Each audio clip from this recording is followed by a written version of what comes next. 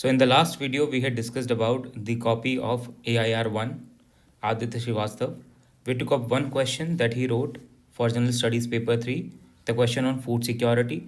If you have not watched that video, you can watch that video. We have attached the link in the description. And on the same question, let us now look at the copy of AIR2, Animesh Pradhan. So he writes the same question, right? What are the different dimensions of food security? Examine India's status in terms of ensuring food security with regard to these dimensions. कल हमने इस पे आपको एक detail answer भी लिख के बताया था, ये पूरा आंसर, इसकी अप्रोच भी हमने बताई थी कि इसमें क्या क्या चीज़ें पूछी गई है यूपीएससी एग्जामिनर द्वारा, और हमको कौन कौन से पॉइंट्स इसके अंदर हमको ऐड करने हैं, कौन कौन सी डायमेंशन इसमें ऐड करनी है. तो अगर आपने ये नहीं देखा है तो इसको एक बार देख लेना जल्दी से क्विकली कल की वीडियो में. अब देखते हैं AIR जो 2 है उनका आंसर कितना डिफरेंस है AIR1 से. सो AIR2 ने, जैसे हमने कल बात करी थी कि इंट्रोडक्शन के अंदर यू हैव टू डिफाइन और write something extraordinary with respect to the syllabus topic. The syllabus topic here is food security. So what he has written is, he has started with FAO, Food and Agriculture Organization. He says that FAO delineates various dimensions of food security.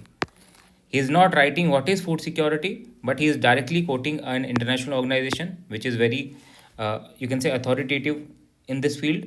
And he says that this organization talks about or delineates the various dimensions of food security that goes beyond calorie intake proposition. So not just calorie intake, but it is beyond calorie intake. So what does it include? ये इन्होंने 4 चीज़ें mention की है: food availability, accessibility, affordability and nutrition. Although FAO जो है वो 4 components ये बताता है जो हमने कल डिस्कस किए थे: अवेलेबिलिटी, एक्सेसिबिलिटी, यूटिलाइजेशन और स्टेबिलिटी. बट उन्होंने थोड़ा सा इसको ट्वीक करके, AIR2 ने इसको ट्वीक किया थोड़ा सा और डिफरेंट तरीके से लिखा: food availability, accessibility, affordability, nutrition. ठीक है, उन्होंने थोड़ा सा ट्वीक कर दिया, इसलिए आप देख सकते हो कि जो टॉपर है वो भी एग्जैक्ट आंसर नहीं लिखता, बट जो हमारा इंप्रेशन मैनेजमेंट की बात हम कर रहे थे, इंप्रेशन मैनेजमेंट, वो इंश्योर करने की कोशिश करते हैं ये लोग थ्रू आउट. तो 2 पॉइंट एग्जैक्टली सही है, बाकी 2 पॉइंट्स इन्होंने मेकअप किया है उस समय ऑन द स्पॉट, जो कि करना ही पड़ता है बिकॉज सारी चीज़ें हम याद नहीं रख पाते. सो आप थोड़ा बहुत ट्विकिंग भी कर सकते हो, बट ओवरऑल आपका आंसर जो है which should be demand of the question होना चाहिए. Next he talks about the status of India in ensuring food security. अब क्वेश्चन ने ये भी बोला है कि examine India's status in terms of ensuring food security with respect to these dimensions. तो ये जो डायमेंशन खोले हैं आपने, इन्हीं डायमेंशंस के अंदर बताना है कि इंडिया का स्टेटस क्या है. तो फर्स्ट डायमेंशन बताया फूड सिक्योर अवेलेबिलिटी का. तो there is adequate production in India, 78% of rice grain, India is the largest rice exporter, second largest producer. तो ये सब चीज़ें इन्होंने फैक्ट्स मेंशन कर दी है यहाँ पे, राइट. बट साथ ही साथ उन्होंने एग्जामिन का वर्ड लिखा हुआ है क्वेश्चन के अंदर. So now he also examines it. He says but the low production of pulses, palm oil and limited millet production, this is a challenge. Second, he talks about the accessibility part.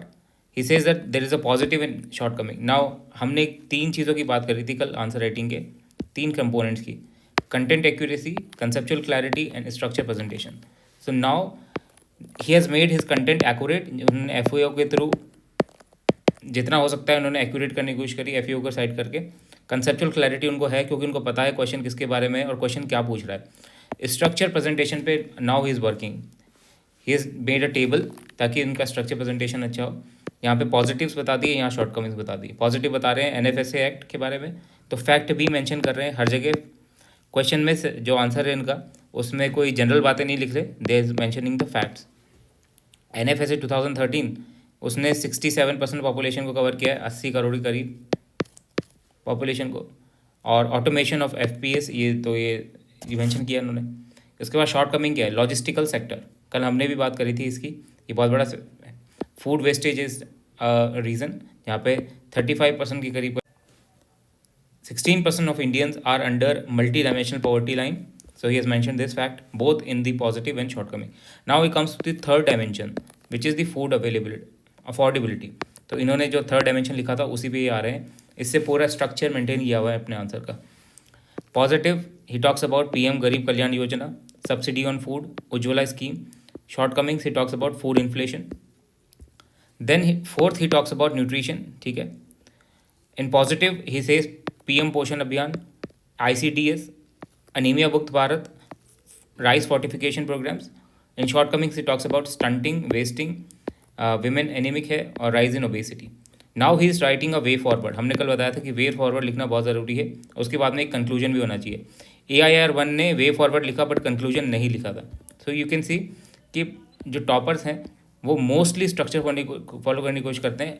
हो सकता है एक या दो answer उनके ऐसे हो सकते हैं जहाँ पे कुछ पार्ट मिसिंग है, बट मोस्टली वो सारी चीज़ें लिखने की कोशिश करते हैं. तो वे फॉरवर्ड में ही writes about aggressive food fortification and PM पोषण. तमिलनाडु की ब्रेकफास्ट पॉलिसी, इन्होंने भी देखो तमिलनाडु के बारे में लिखा था कल. तमिलनाडु की जो इन्होंने लिखा था GPS ट्रैकिंग के बारे में, लीकेज ख़त्म करने के लिए. He talks about Tamil Nadu's breakfast policy. He talks about millet production increase, strengthening PDS, Shanta Kumar committee recommendation, again एक फैक्ट. SDG 1 no hunger. फिर इन्होंने एक ये कंक्लूजन लिख दिया. He writes a conclusion that SDG 1 and no hunger must be fulfilled to ensure food security. This is a positive and forward looking conclusion. So you can see यही points हमने भी कल बातें की थी इन सब की. Availability, accessibility, utilisation, stability.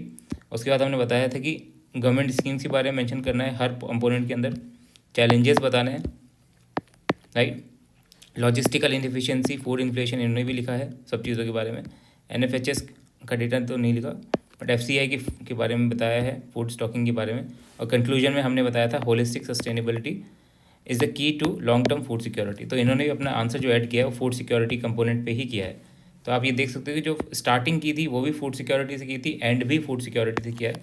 So through out he has maintained this impression and he has included all three components, the critical components of answer writing. His answer is conceptually clear because he knows his stuff.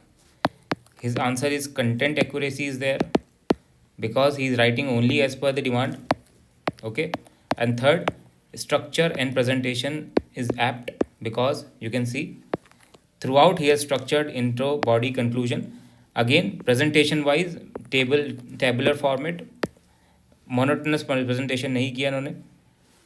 और जो structure है वो maintain रखा कि 4 point जो starting में बताए थे उन्हीं के अराउंड इन्होंने पॉजिटिव नेगेटिव बताए, वे फॉरवर्ड एंड कंक्लूजन.